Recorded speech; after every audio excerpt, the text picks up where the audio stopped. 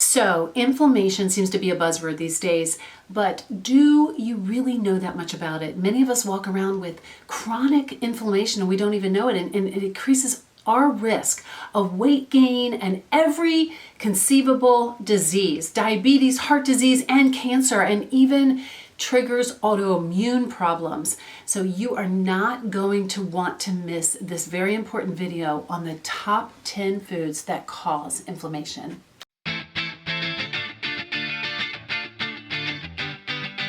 So hey there, beautiful people. This is Lindy Ford, registered dietitian, clinical and licensed nutritionist, and nutrition detective.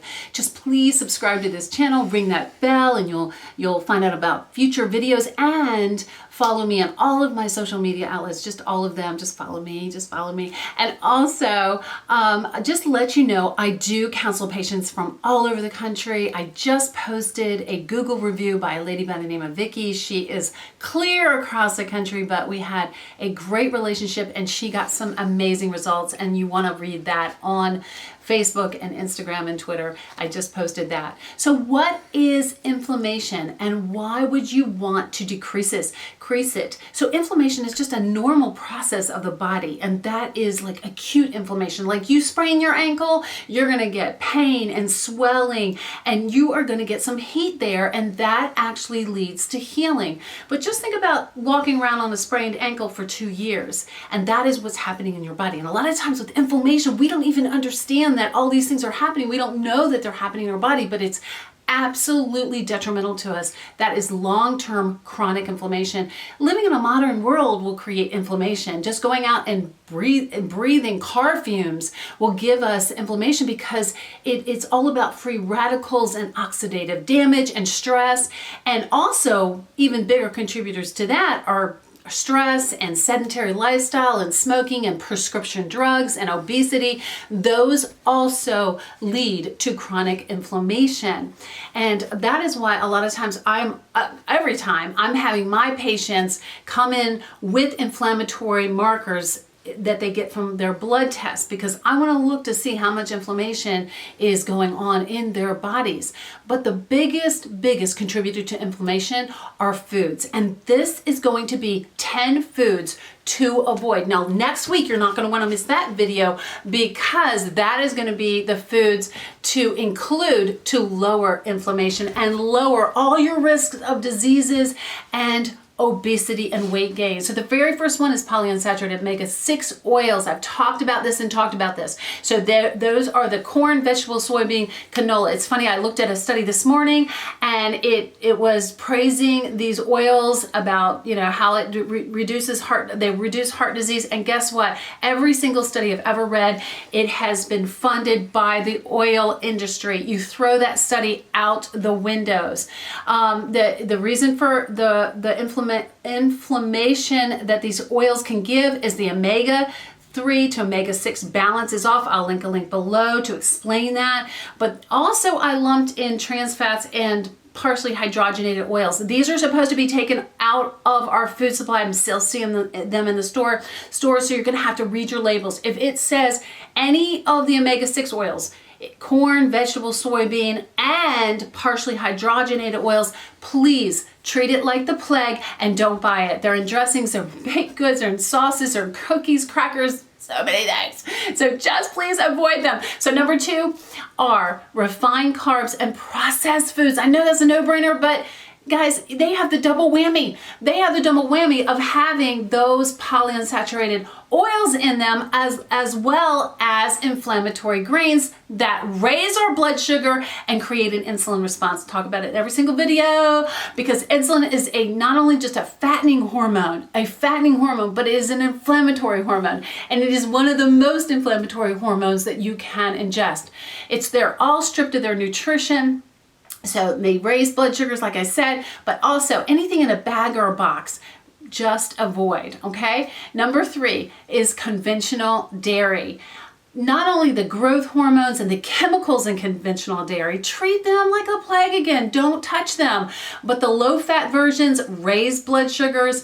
I'll link a link below about how inflammatory low-fat dairy is. but also it is that protein. It's not so much the lactose that we thought it was, it's that BCM7 protein in conventional dairy, and that is why I want you to only consume a certain type of dairy, and I'll link that type of dairy below and you can read about that or watch that. And number 4 is our friend gluten. Now, this is not only for people that have celiac or digestive issues. You may be gluten sensitive like I am because you have a condition called leaky gut or you have an autoimmune. And studies show that gluten-free diets lower overall inflammation, and that is because gluten alters our gut microbiome. It triggers leaky gut. It creates molecular mimicry in autoimmune problems where autobodies are actually to gluten are actually attacking our own cells. Avoid it like the plague, but don't replace it with those trashy gluten-free products that you see all over the shelves, that the gluten-free cookies and don't do that because they're inflammatory as well.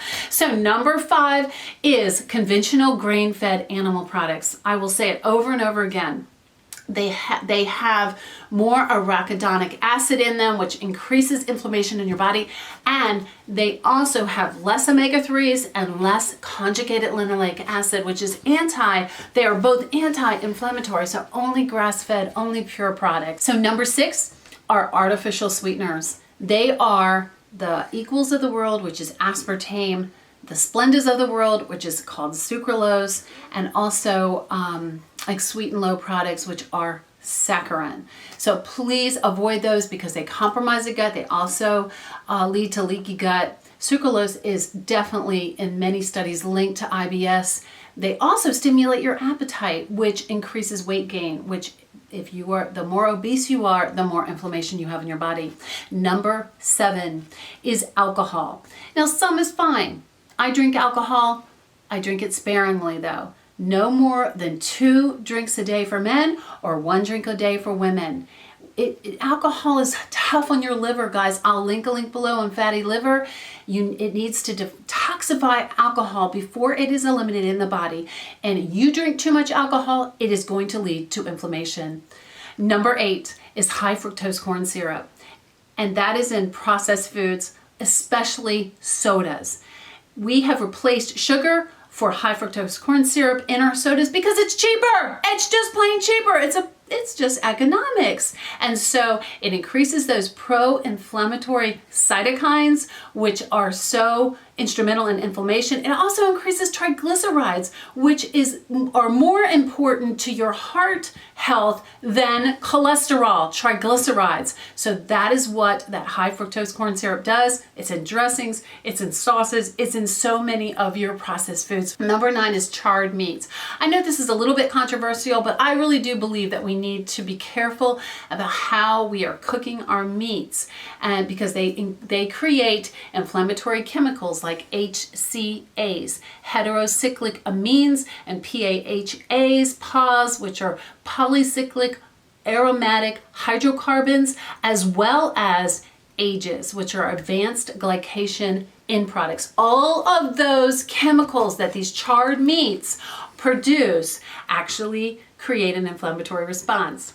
And number 10, common food intolerances. Now these could actually be healthy foods, but especially these foods in their, I guess you'd say, genetically modified form, like corn and wheat because of the gluten again. Soy, never, never, never consume soy that is not organic or that is genetically modified. Dairy, like I mentioned before, and nuts. And nuts are normally healthy, but in people with leaky gut or people with an intolerance, they are going to create inflammation. And so you're going to have to do an elimination on those and slowly bring them back to see if you are actually really intolerant to them. So that is my list of the dirty 10 of the most inflammatory foods.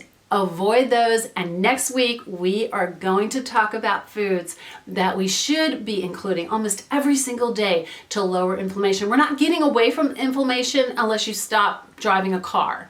You're not going to get away from it. But what you can do is stack the cards in your favor. Thank you so much for viewing today. And just remember to like this video if you did, and just subscribe to this channel. And remember that everyone, every single you included, every single person out there deserves the freedom to live their best life. Thank you.